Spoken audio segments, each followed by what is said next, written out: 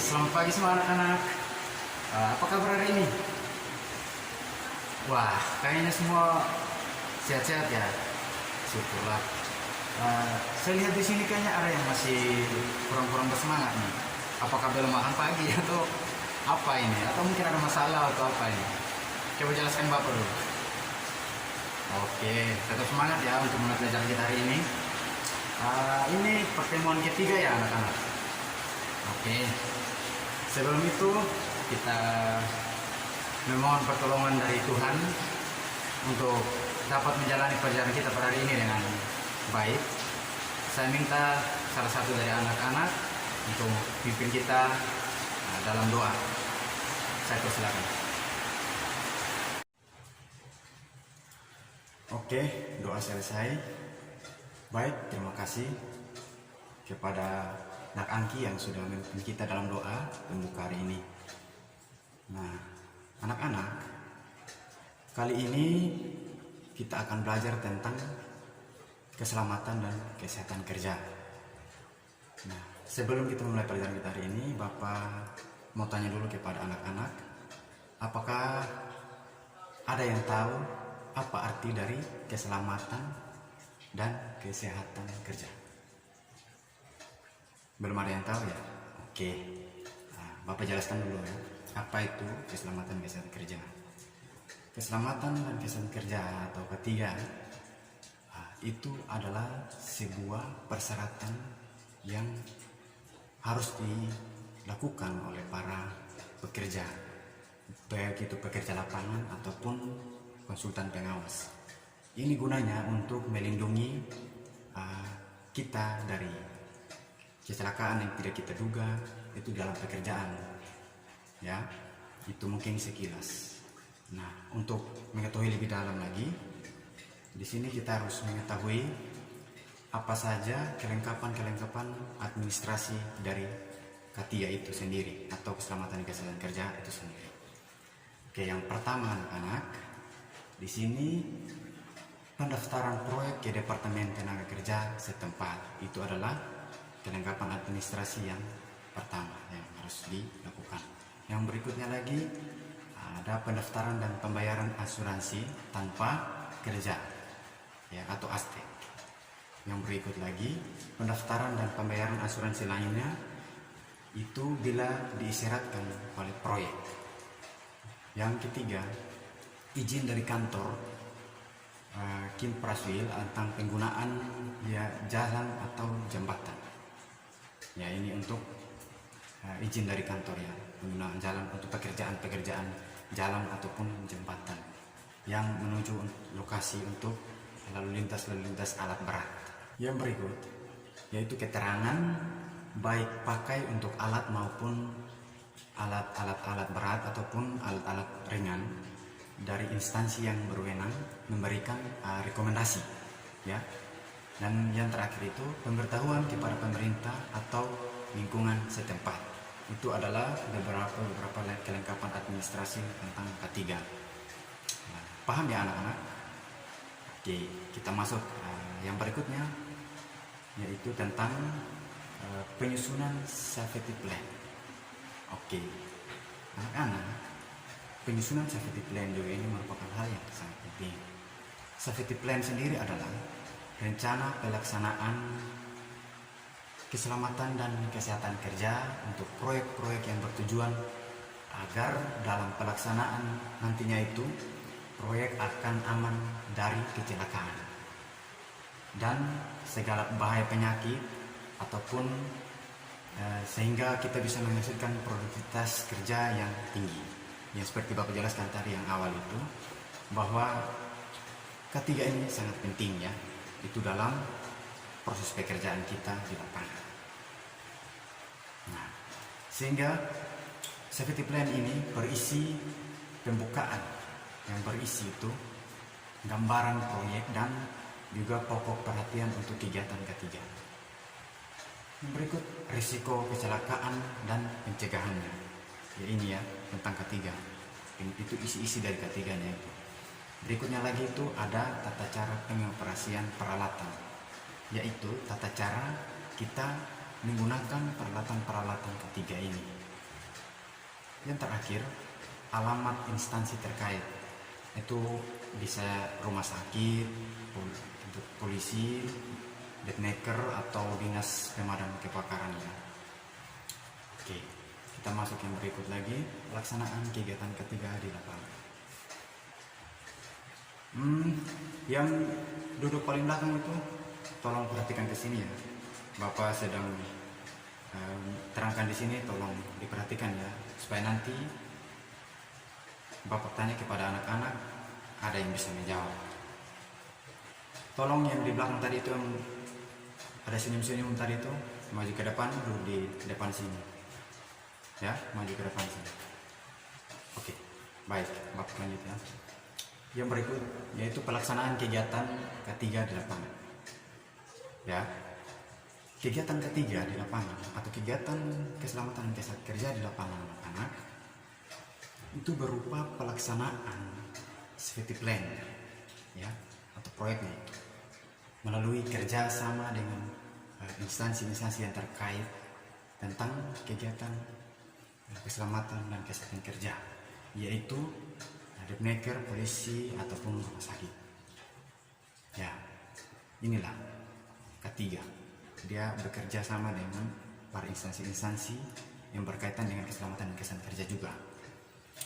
Untuk pengawasan pelaksanaan ketiga di lapangan itu meliputi kegiatan safety patrol, yaitu suatu tim keselamatan dan kesehatan kerja yang terdiri dari 2 atau 3 orang yang melaksanakan patroli untuk mencatat hal-hal yang tidak sesuai ketentuan ketiga dan juga yang memiliki risiko kecelakaan ya, paham ya anak-anak? Dan berikut lagi ada safety supervisor ya, itu adalah petugas yang ditunjukkan oleh manajer proyek untuk mengadakan pengawasan terhadap pelaksanaan pekerjaan ketiga ya, dilihat dari segi ketiganya. Yang berikut lagi safety meeting ya, meeting itu ya, kalau meeting diartikan juga itu kan istilahnya bahasa Inggris jadi rapat, yaitu dia berupa rapat dalam proyek yang membahas tentang hasil laporan safety patrol maupun safety supervisor tadi. Nah, untuk pelaporan dan dengan penanganan sendiri untuk kecelakaan ini itu terdiri dari beberapa bagian. Pertama, pelaporan dan penanganan kecelakaan berat ya, pelaporan dan penanganan untuk kecelakaan berat. Yang berikut yaitu pelaporan dan penanganan kecelakaan dengan korban yang meninggal ya, yang seperti Bapak sudah jelaskan awal tadi. Yang terakhir yaitu pelaporan dan penanganan tentang kecelakaan peralatan yang baru. Oke, sampai sini sudah mengerti? Oke, apakah ada pertanyaan atau mungkin ada yang kurang jelas dari penjelasan Bapak yang dari awal tadi? Bapak beri kesempatan kepada anak-anak mungkin. Oke, baik, kalau tidak ada Bapak lanjut ya. Kita masuk pada materi yang berikutnya, itu di sini ada contoh tabel tentang safety plan atau risiko kecelakaan dan pencegahannya ya, pencegahannya. Jadi pekerjaan contoh saja ada pekerjaan fondasi atau franki, orang yang jauh dari kren atau mungkin kejatuhan dari beton gitu. Jadi untuk pencegahan dan penanganannya itu sendiri, pertama harus pakai sabuk pengaman waktu naik ya, waktu naik. Yang berikutnya lagi pakai helm pengaman sewaktu kerja ya. Helm pengaman di sini kira-kira ada dari anak-anak yang mungkin tahu apa itu helm pengaman ya? Oke, kalau belum paham tentang itu, Bapak tidak memiliki medianya, tetapi mungkin anak-anak pernah lihat di lapangan ya, yang para pekerja-pekerja lapangan itu yang menggunakan helm pengaman ini, ada yang berwarna putih, ada yang berwarna kuning, dan juga warna orange. Tapi di sini kalau untuk pekerja-pekerja lapangan kebanyakan itu menggunakan topi pengamannya itu warna kuning ya, seperti itu. Mungkin kalau anak pernah lihat itu. Dan yang berikut lagi uruk segera setelah dicor. Itu adalah pekerjaan pondasi contohnya, ya, anak-anak. Ya, paham ya anak-anak? Oke, yang berikut lagi kita masuk dalam pelatihan program keselamatan dan kesehatan kerja. Nah, mengapa Bapak tanya dulu, mengapa harus ada pelatihan program keselamatan dan kesehatan kerja di sini anak-anak? Oke, belum ada yang tahu ya? Oke. Kenapa harus ada pelatihan program dan keselamatan kerja di sini?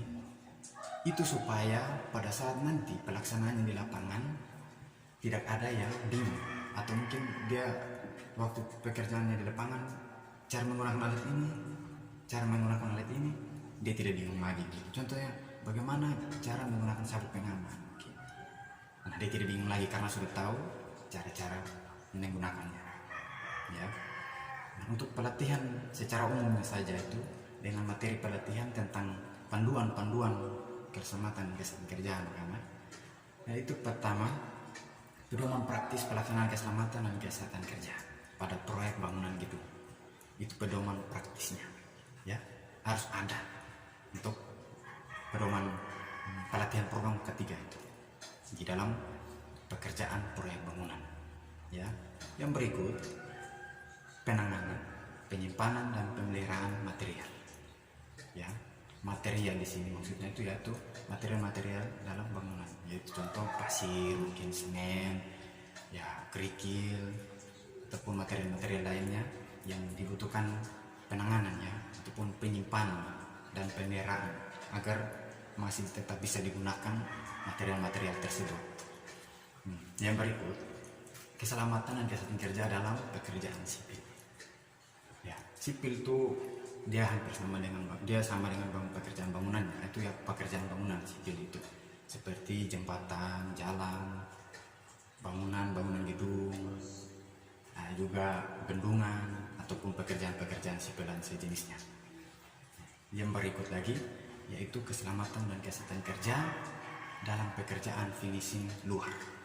Ya, pekerjaan finishing luar itu seperti mengecat tembok, atau sebelumnya itu juga diberikan acian lalu diberikan cat tembok atau pewarnaan untuk memberi warna, nuansa warna pada suatu bangunan supaya terlihat lebih indah.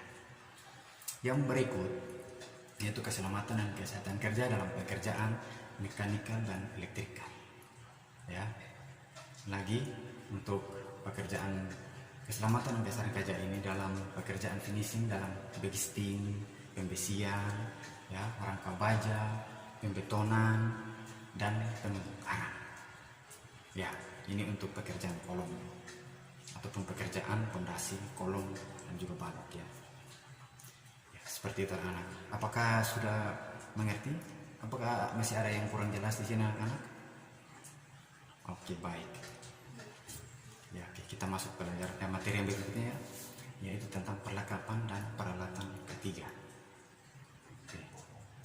Untuk promosi program ketiga sendiri yang terdiri dari pemasangan bendera ketiga.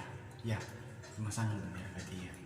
Bendera Republik Indonesia, bendera perusahaan, dan juga pemasangan signboard ketiga yang berisi tentang antara lain itu slogan-slogan yang meningkatkan perlunya bekerja dengan semangat. Ya, contohnya saja di sebuah proyek-proyek besar ya, atau yang ditangani oleh para PT atau mungkin CV, ya, pasti ada bendera ketiganya ini tentang keselamatan kesehatan kerja dan juga bendera RI-nya.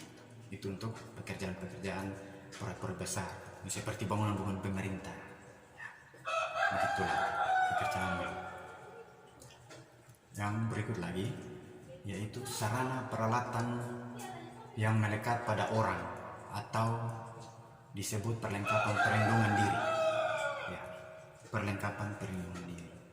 Ini untuk mencegah atau dapat menghindari segala kecelakaan yang mungkin tidak kita duga yang akan terjadi. Ya. Pertama ada kacamata safety plan, yaitu merupakan peralatan yang paling banyak digunakan sebagai pelindung mata. Ya. Meskipun kelihatannya sama dengan kacamata biasa, ya anak-anak, namun kacamata seperti ini lebih kuat dan tahan benturan serta tahan panas daripada kacamata biasa. Ini contohnya saja, kalau menggunakan kacamata ini bisa melindungi kita dari bahaya-bahaya debu atau kotoran yang masuk ke mata kita, ya, dan seperti bahaya-bahaya lainnya yang mungkin mempengaruhi mata kita, wajah kita itu dari bahaya-bahaya seperti itu tadi. Ya, paham ya anak-anak? Oke, Bapak lanjut. Yang berikut itu perlindungan pendengaran. Dan jenis paling banyak digunakan yaitu frame earplugs, ya, atau PVC earplugs. Ya, seperti mungkin anak-anak pernah lihat di lapangan, ada para pekerja yang menggunakan alat seperti pelindung pendengaran, ya, yang dipasang di telinga sini supaya mencegah kebisingan. Ya, berikut lagi anak-anak, yaitu pelindung kepala, ya, seperti tadi Bapak sudah jelaskan, yaitu helm yang ada warna kuning, ada warna putih, ya. Itu untuk melindungi kepala kita dari segala benturan-benturan yang keras.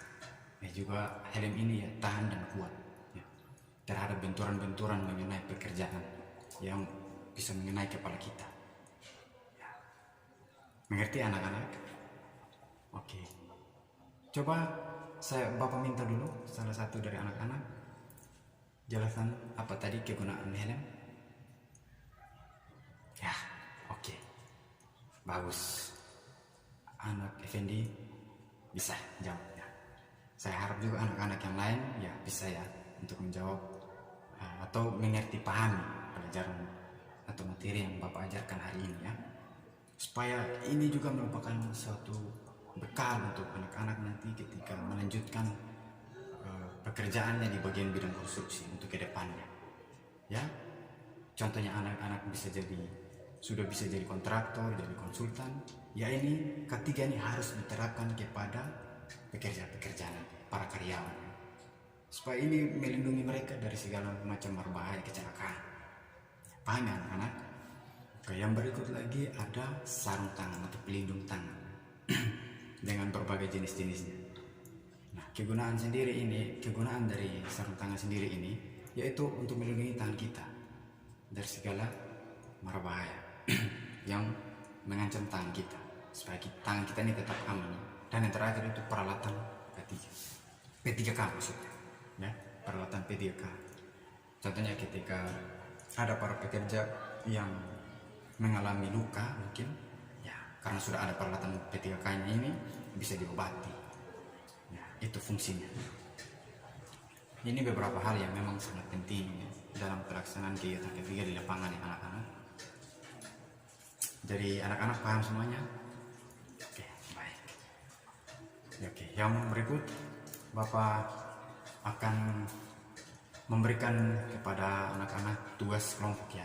Bapak minta nanti ketua kelas mengatur teman-teman yang lain supaya dibagi dalam kelompok, yaitu satu kelompok bisa terdiri dari 4 atau 5 orang.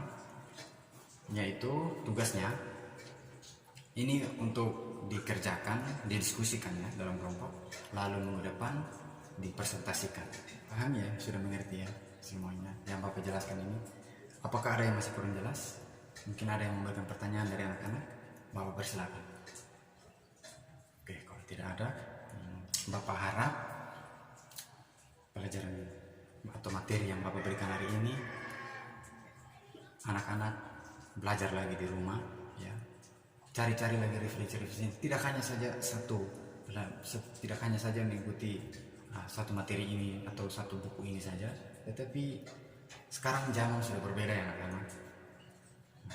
Internet sudah ada, buku-buku untuk sumber-sumber dari segala sumber ada. Jadi sekarang Bapak minta kepada anak-anak untuk tetap semangat belajar, ya. Tetap semangat belajar dan jangan patah semangat, ya. Ini untuk masa depan anak-anak juga ke depan, ya. Wah, waktu kita sudah habis, ya. Waduh. Oke, baiklah. Sampai sini dulu ya pelajaran kita hari ini anak-anak. Untuk itu Bapak harap anak-anak tetap semangat belajar, ya. Jangan malas-malasan. Apalagi tadi yang di belakang itu yang ribut-ribut itu, ya. Usahakan jangan ulangi lagi. Ya, tetap fokus pelajaran ini, ya, supaya dapat berjalan dengan baik dan juga anak-anak dapat mengerti dengan baik. Ya, baik. Sebelum mengakhiri, Bapak absen dulu ya. Oke, masih semuanya masih lengkap. Oke. Nah, sekarang sebelum mengakhiri segala pelajaran kita hari ini, Bapak minta salah satu lagi dari anak-anak sekalian untuk pimpin kita dalam doa untuk menutup segala pelajaran kita pada hari ini, ya. Oke, saya persilakan. Oke, doa selesai.